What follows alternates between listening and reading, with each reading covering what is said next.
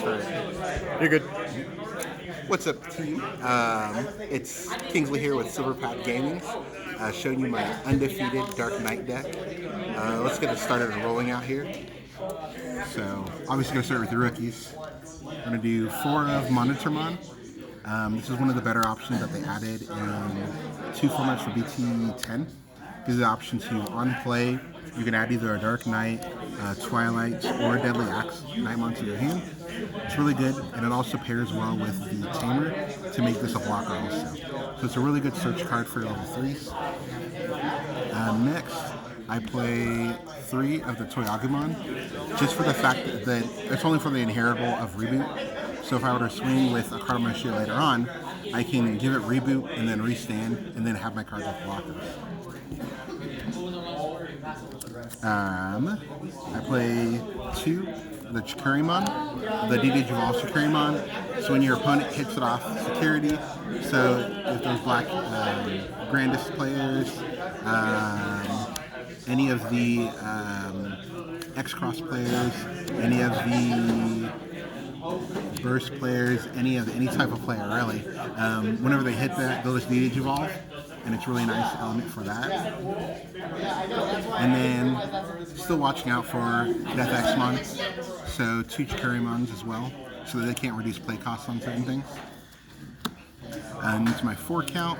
I'm playing 4 the Skull Knightmon. This is really nice for this one here.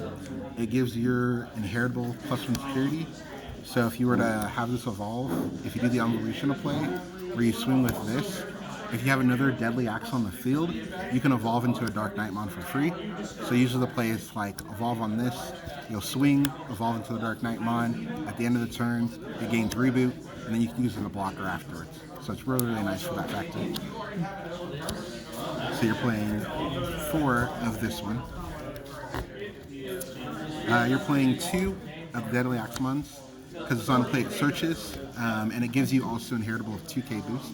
So it's nice to bump up your Darkknightmons with boosting it up. The reason why you only play 2 of the other one is because you're playing 4 of Skull Knightmon Mighty Axe Mode. So this one's treated as either Deadly Axemon or it's treated as Skull Knightmon. So whenever you're doing your plays, if you need to have one of the other 2 types, this can be treated as either or, so it's really nice for that. And then also, it's on play, it lets you reveal the top 3, and you can add one card with Twilight, the Tamer, and or Deadly Axemon or Dark Knight to its hand. So it's really nice for that. And I'm playing 2 of the Cavalier. This is also something that can be treated as Deadly Axemon or as Skull Knightmon as well.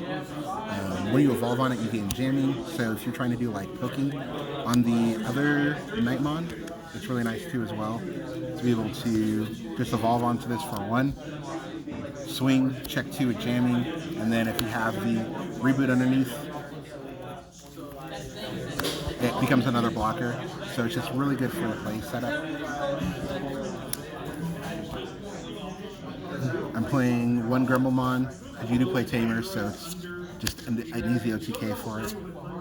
And of course, with all the Skull Knightmons and Deadly Axemons, you need to have a card that goes really well with it, which will be the Darkknightmons. So Darkknightmon, this guy is basically unkillable.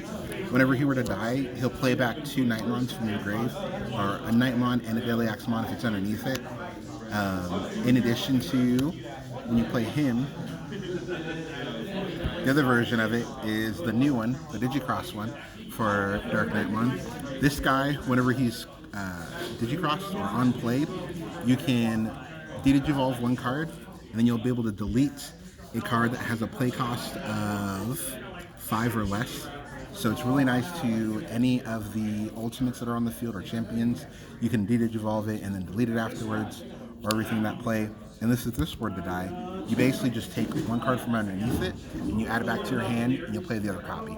So it's really cool in terms of recursion. These guys usually don't ever die because you'll crash into them. Your opponent will just try to kill them and they'll just keep coming back and you just keep swarming the field basically. And then with those level 5s, you'll be playing the Darkknightmon on top of it. So this Darkknightmon, he lets you, when he's played, he can unsuspend your Digimons. He'll add back a purple or black card from your grave, and then he'll also delete a Tamer. So he's basically he does so many things for just an evolution of 4 onto a Darkknightmon. So it's really, really nice. Against Tamer matchups, you delete their Tamer. In terms of Tamer matchups, when you're trying to go for their TK, you delete your own Tamer to do some cool plays.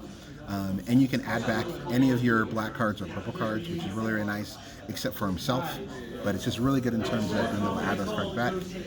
And one of the cooler new additions is going to be the Bagramon. This card is pretty clean, especially when your opponent is having like that awesome boss monster. What you're going to do, just get rid of the boss monster, put it on top of one of their rookies. So when you Digivolve on top of this guy, basically if they have 2 cards, 2 Digimon, 2 or more on the field, you will take one of their Digimon and put it underneath the other one. And then if your opponent only has 1, you get to look at their hand, which is crazy. Not a lot of this game gives you the ability to look at your opponent's hand to see what they actually have. So this is like a really cool card for that factor on it. So you could just bottom deck, basically put another card underneath another one, look at their hand, and then you also trash their security too as well. So it has a lot of really cool effects built in. And then easily to go with it, Death X. It's just a really good card against like Tamer options. It's a card that is addable off of Darkknightmon. So if this gets hit from your security or in your trash or milled or anything like that, you can evolve with this and add it back to your hand. And you can either play it or you can evolve on top of it. So it's really nice for both of those. For your Tamer plays, we're going to be playing 2 Izzies, just so you have a memory setter, and then to rearrange the top of your deck. And we're playing 3 Nenes. This one gives all your Darkknightmons or cards with Twilight in their trait blocker. In addition, it also lets you play it, search the top 4, and then add one of those that's Darkknightmon, Twilight, and its name to your hand. So it's cool for that recursion. I'm playing one of the Imperial Rulers. This is a really cool card just for the fact that it lets you cross from trash. And as long as you have Nene on the field, it gives you the ability to play this without meeting its color requirements. So you have one of these on the field. Basically, you just play this. You'll cross into this guy from your trash using materials from your trash. So it's really nice for that effect on that. So it's a really good extender play to where you can cross more than 4 times a turn, which is really cool. Some more options. We have Pride Mem Boost. It lets you be able to play by extending your plays. Usually when you Digicross, you're doing it for 4.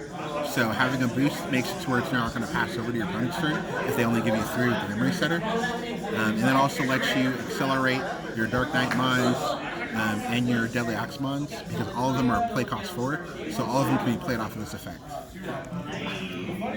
And then in terms of removal, I'm playing 2 Iron Fist just because it's a good option card. It hits basically anything in addition to 2 ulti flares.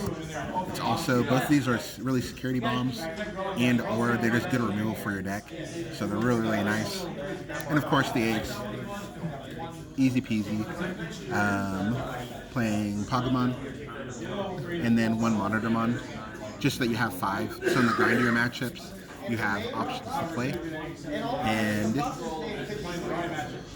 Pagamon's just the best block egg because it always just gives you advantage whenever one of your cards die. And with Deadly Axemons and Nightmons, when those kinds start, they just float, so you're just getting a free advantage basically. But yeah, that's going to be the deck here. Thanks. Peace.